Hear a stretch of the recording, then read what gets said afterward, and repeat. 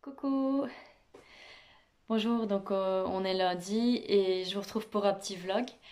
Alors je voulais parler avec vous de ma wishlist de début d'année en matière de plantes d'intérieur. En fait c'est une wishlist que j'ai déjà commandé les plantes. Je vais les recevoir normalement cette semaine.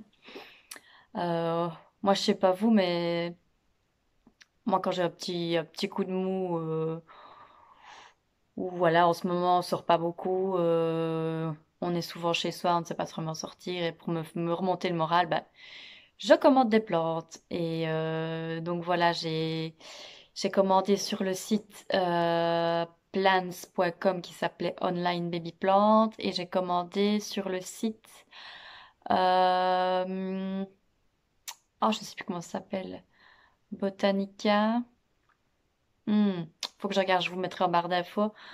C'est aussi un site hollandais. Là, c'est la première fois que je commande. Donc voilà, sur le site Botanica, je ne sais plus quoi, j'ai commandé une Stéphania erecta. Je vais essayer de vous mettre les photos si j'y arrive. Qui est déjà donc pas le bulbe, la plante est déjà germée, déjà une bonne taille normalement. J'espère les recevoir. Enfin, c'est l'hiver, donc j'ai un petit peu peur de voir comment elles vont arriver, mais enfin, j'espère qu'elles seront en bonne condition. Et j'ai commandé quelque chose que je recherchais depuis des semaines et des semaines. J'avais regardé sur le site plants.com, mais c'était en rupture. Sur le site What the Flower, c'était en rupture. J'ai vu le bizarre, je n'en ai pas vu non plus. J'ai regardé un peu partout, je ne le trouvais pas. Et je l'ai trouvé sur ce site-là. C'est pas une plante spécialement rare, mais bon, voilà. C'est quelque chose qui est très graphique. Enfin, quand j'avais envie, c'est Nanthurium clarinervium. Déjà de bonne taille aussi. Parce que voilà, j'ai acheté plusieurs bébés plantes. Et maintenant, voilà, comme j'ai beaucoup de plantes, je pense que je dois en avoir à peu près 65, voire 70, j'ai plus recompté depuis. Parce que j'en ai encore un petit peu dans le couloir, en haut dans les chambres, où j'ai mis les plantes, où j'avais pas plus trop de place pour ici et qui se portaient un peu moins bien, que j'aimais un peu moins bien, mais voilà, parce que le couloir n'est parfait encore, c'est une maison en travaux, il y a encore beaucoup de choses à faire ici. Mais voilà, ce sera un couloir. Il y a des grandes fenêtres, il y aura plein de plantes là aussi. Petit projet pour dans quelques années, à mon avis. Et qu'est-ce que je voulais dire par rapport à ça? Oui, donc du coup, j'avais envie d'acheter des plantes qui me font envie maintenant et des plantes de bonne taille déjà, qui remplissent bien l'espace. Donc j'ai acheté ces deux plantes-là sur ce site-là. Et puis, j'ai fait une commande sur le site plants.com où j'ai acheté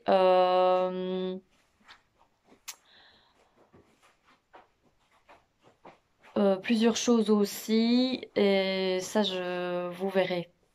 Vous verrez, je vous garde la surprise. De toute façon, je ferai un unboxing. Moi, j'y arriverai à le dire. Unboxing avec vous quand je recevrai ma commande, normalement cette semaine. Croisons les doigts, on verra bien. Voilà pour ma wishlist. Je vais un petit peu vous montrer aussi où en sont quelques-unes de mes plantes qui font des nouvelles feuilles. Et après, on discutera encore d'autres choses. Voilà, et me revoici dans mon salon où je voulais vous montrer ma Mossera que j'ai rempotée récemment et qui me fait de nouvelles feuilles. À mon avis, celle-ci sera quand même d'une taille assez bonne. Et elle me fait ici une plus petite feuille qui est en train de se dérouler. Donc à mon avis, celle-ci, allez, dans 2-3 jours, à mon avis, ça devrait être bon. Celle-là, il faudra attendre encore un peu plus. Donc ça, c'est pour ma Monstera. Ici, ça, c'est une fleur de lune, Staphylotum. Je crois que c'est ça, c'est comme ça qu'on dit. Je sais plus trop. Que j'ai arrosé récemment, mais je l'ai douché. Et je pense que ça lui a fait du bien, parce que franchement, là, il a l'air vraiment de bien se porter, de faire plein de nouvelles feuilles. J'avais beaucoup de pots qui n'avaient pas de... Enfin, celui-là, il a des trous de drainage, hein, il n'y a pas de problème. Il y a un pot en plastique à l'intérieur du cache-pot. Mais j'avais beaucoup de pots qui n'avaient pas de trous de drainage, et dont j'avais remploté les plantes comme ça. Et donc, du coup, j'arrose avec parcimonie parce que j'ai peur de faire pourrir les racines. Mais je pense vraiment, avec tous les conseils qu'on m'a donnés, toutes les vidéos que j'ai regardées sur le sujet, que c'est quand même mieux pour une plante de recevoir une douche de temps en temps. Ça fait un peu, ça imite un peu son habitat naturel quand elles reçoivent une petite pluie, quoi. Et de pouvoir laisser sécher le terreau par le trou de drainage. Donc du coup, j'ai demandé à mon compagnon qu'il me fasse des trous dans tous les pots où j'avais rempoté les plantes comme ça, mais qu'il n'y avait pas de trou de drainage. Donc c'est ce qu'il a fait hier. Il faut encore que j'aille chercher les soucoupes, donc pour mettre en dessous de ces plantes-là. Voilà, voilà. Qu'est-ce que je voulais vous montrer d'autre? Mes fougères. Bah ça va, ça. En tout cas, elles ne vont pas moins bien, mais bon, voilà. Voilà comment elles sont.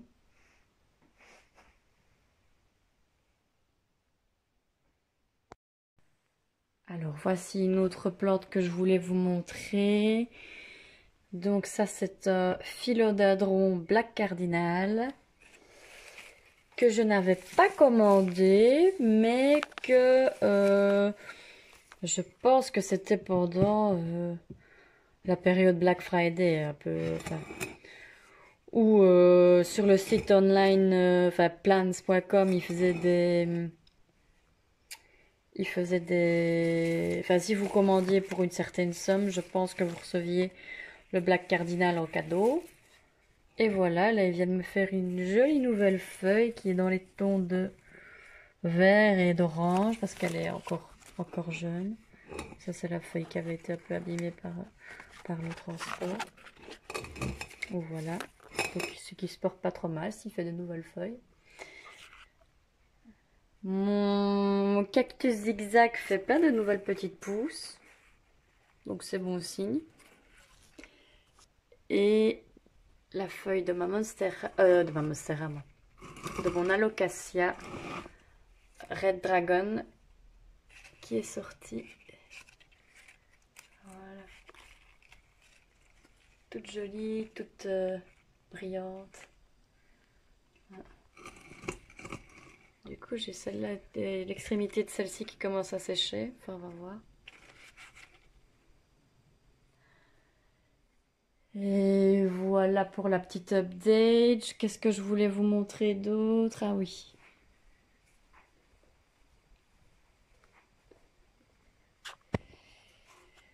Ça, c'est ma cténante. Mais voilà, ça met quand même du temps à se dérouler. J'essaye de l'humidifier assez souvent, mais voilà, ça met un certain temps. Je pense que ça va arriver bientôt, mais j'ose pas trop chipoter, je laisse faire. On verra. Coucou, donc me revoilà. Je voulais vous parler encore d'un autre sujet aujourd'hui. Voilà, c'est pas un sujet sur les plantes d'intérieur parce que voilà, cette chaîne parle aussi bien de plantes d'intérieur que de plantes d'extérieur, voire de potager, de permaculture, etc. parce que c'est une autre passion que j'ai. Et donc, je voulais parcourir avec vous quelques-uns des livres, de mes livres préférés sur le potager, la permaculture. J'en avais beaucoup, beaucoup d'autres, mais enfin, j'en avais un peu trop. Donc après les avoir lus, les avoir parcourus en long et en large, j'en ai vendu pas mal sur Vinted parce que voilà. Euh, Soit c'était des livres que j'ai achetés qui finalement je pensais qu'ils n'en valaient pas spécialement la peine, ou bien soit voilà, j'avais voilà, bien lu, et voilà, j'avais pas envie de garder trop de livres parce que j'ai tendance à emmagasiner pas mal de livres aussi. Donc voilà, je vais commencer par vous présenter deux livres d'un auteur que j'aime beaucoup en ce moment. Je ne sais pas si vous connaissez Xavier Mathias. Donc, Xavier Mathias, c'est un Français qui est écrivain aussi, qui a, je pense, fait du maraîchage. Je ne sais pas s'il fait toujours, mais en tout cas, il cultive des légumes plutôt variétés anciennes, des légumes un peu atypiques, pas comme tous les maraîchers. Voilà, il est un peu collectionneur. C'est quelqu'un d'assez simple, mais avec plein d'humour, et qui est passionné. Voilà, quelqu'un de vraiment passionné. Il a créé une chaîne YouTube il y a pas longtemps qui s'appelle En pagaille en veux-tu, où il fait des vidéos de temps en temps sur un légume ou sur ses livres ou un petit peu sur l'arrosage, un peu sur tout quoi, qui sont pleines d'humour et très sympas à regarder. Et voilà, je vais commencer avec le premier que j'ai déjà depuis un moment, qui s'appelle Le potager selon Xavier Mathias, avec des super photos. Ça, c'est vraiment un livre pour débutants qui parcourt un petit peu tous les légumes que vous pouvez cultiver dans votre jardin. Je vais vous montrer quelques photos.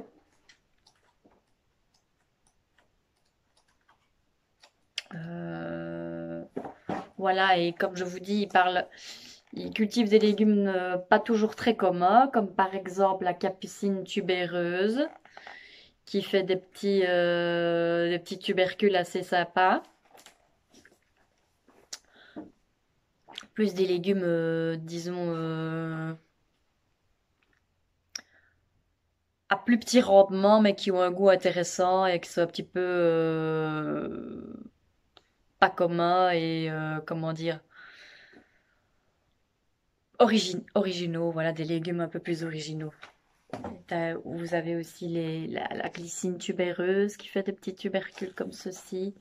Les photos sont très sympas. À chaque fois, il explique le moment de plantation, l'exposition, comment préparer le sol, comment entretenir cette plante, l'arrosage, les problèmes que vous pouvez rencontrer avec cette plante, les nuisibles qu'ils peuvent avoir, une petite histoire sur la plante. Franchement, très sympa, avec des super photos. Vous voyez, magnifique. Là, c'est tout un chapitre sur les pommes de terre. Donc, les pommes de terre, voilà, c'est un légume. Il y a des variétés très intéressantes à cultiver, comme les vitlottes, les pommes de terre un peu plus roses, un peu plus de culture un peu plus difficile, mais qui sont très originales. Et voilà, ça c'est un livre que j'ai beaucoup aimé, que je parcours souvent et qui est très intéressant. Donc Xavier Mathias, Le potager selon Xavier, des éditions Flammarion, et que j'avais payé 24,90 €. Je pense que je l'avais acheté à la Fnac, je crois. Voilà, très chouette bouquin. Autre livre de Xavier Mathias que j'ai reçu récemment, donc j'ai à peine parcouru, mais qui a l'air vraiment déjà super chouette. Plus sur le thème de l'humour, hein. C'est Le potager d'un frimeur. Toi aussi deviens une star grâce à tes légumes. Et voilà, j'aime beaucoup le personnage. Voilà, il parcourt aussi tous les légumes qu'il trouve intéressants dans ce livre, avec des notes d'humour. Il fait chaque fois un petit résumé du chapitre qu'il vient de parcourir dans le livre. Il parle du compost, le paillage. Voilà, les photos sont super sympas. J'ai pas encore trop pris le temps de le regarder, donc je sais pas vous en parler plus que ça, mais je sais que j'apprécierais vraiment. C'est vraiment, voilà, tous ces livres. De toute façon, j'aime bien le personnage, j'aime bien les gens passionnés, donc je sais que c'est un livre qui en vaudra la paix. Donc celui-ci que j'ai reçu comme cadeau, donc mais je pense qu'il est disponible sur le site de la Fnac. Autre livre très intéressant pour ceux qui ont une serre ou qui sont en climat, qui peuvent cultiver des légumes, qui sont intéressés par la culture de légumes d'hiver. Voilà, c'est cultivé en hiver parce que le potager, ça ne se résume pas qu'à la belle saison. On peut aussi cultiver pas mal de légumes en hiver. C'est un livre d'Eliot Coleman qui est très connu aux États-Unis. Donc c'est un Américain qui habite dans le Maine, je crois. Enfin, c'est au nord. Il y a des hivers très très froids chez lui. Et il cultive sous serre, dans des serres non chauffées. Voilà, mais il y arrive très bien, avec des voiles, avec des voilages. L'ensoleillement est un peu meilleur que sous nos latitudes à nous, comme ici en Belgique ou en France, mais voilà, il cultive pas mal de légumes d'hiver, tout l'hiver, comme les carottes, le pak choi, pas mal de moutarde japonaise. Et voilà, il explique sa façon de faire. C'est un livre qui peut être intéressant aussi pour les professionnels, qui explique un petit peu, voilà, comment cultiver ces légumes-là. Et quand est-ce qu'il faut les semer pour pouvoir les récolter, pour qu'ils continuent à pousser. Comment il y a un petit peu comment il les emballe, comment il les présente au niveau du marketing. Et voilà, livre très intéressant. Que j'ai payé 35 euros c'est la maison d'édition, c'est Actes Sud. Et la préface, c'est Charles-Hervé Gruyère qui l'a préfacé.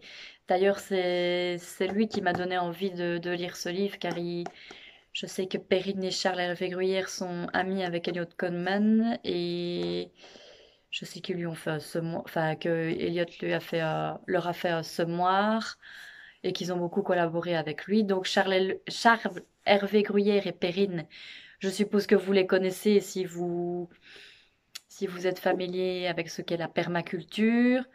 Ce sont les personnes qui ont créé la ferme du Bec-et-Loing, qui se trouve en Normandie, qui est vraiment une petite ferme, enfin, comme une grande ferme, où on cultive on cultive en petite surface.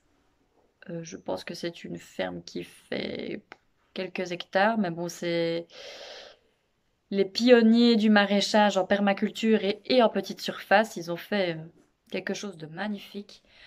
Il y a des petites îles dans leur ferme. Ils ont fait des forêts-jardins. C'est vraiment très inspirant. J'aurais voulu aller visiter leur ferme, mais malheureusement maintenant ils ne le font plus. Ils se consacrent sur la recherche. Il y a l'INRA qui fait des recherches dans leur ferme. Ils donnent aussi des formations, mais je ne sais pas s'ils vont encore en donner. Je crois pas. Je pense que sur leur page ils ont dit qu'ils arrêtaient. Et voilà. D'ailleurs, le dernier livre que je vais vous présenter, c'est un livre. Enfin, c'est un livre, c'est un tome. Enfin, c'est 3 livres. Bon, assez lourd. Ça s'appelle Vivre avec la terre, donc de Perrine et de Charles Hervé Gruyère.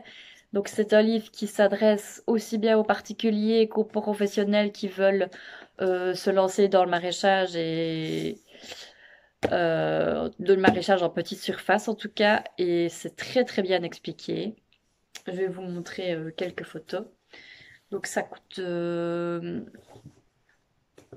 crois que c'est une 75 €, un truc comme ça que j'avais payé. Il n'y a pas le prix dessus. 79 €. Pardon, la luminosité change un peu, je suis un peu à contre-jour.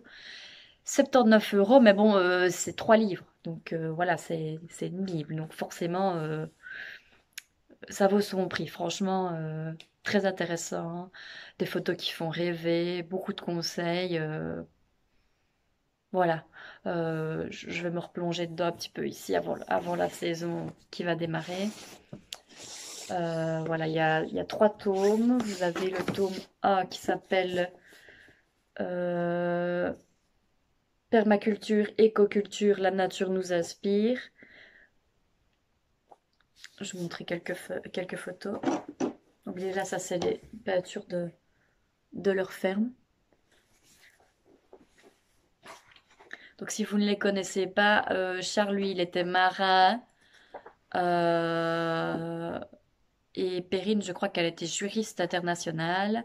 Et un jour, ils ont décidé de tout plaquer et de vivre en autosuffisance, en rachetant une ferme en Normandie. Et de là, bah, de fil en aiguille, bah, ils ont décidé d'en vivre et ils ont beaucoup lu, été pionniers là-dessus. Et voilà, voilà. Et voilà.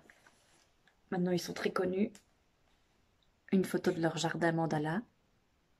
Superbe.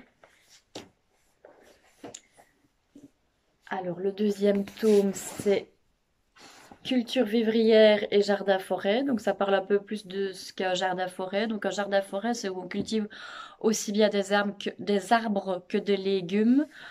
Et pour que ça soit le plus productif possible. Donc, voilà, eux, vraiment, leur philosophie, c'est de pouvoir récolter le plus de choses possible sur la plus petite surface possible. Sans travail du sol, enfin quasi pas.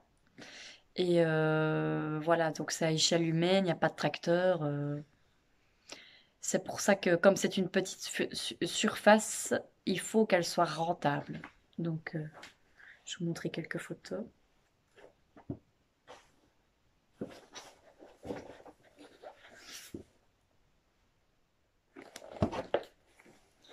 Qu'est-ce que je peux vous montrer d'autre comme photo?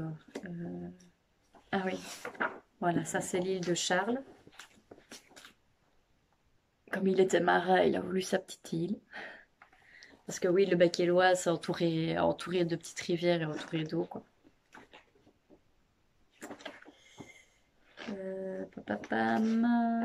Qu'est-ce que je peux vous montrer d'autre?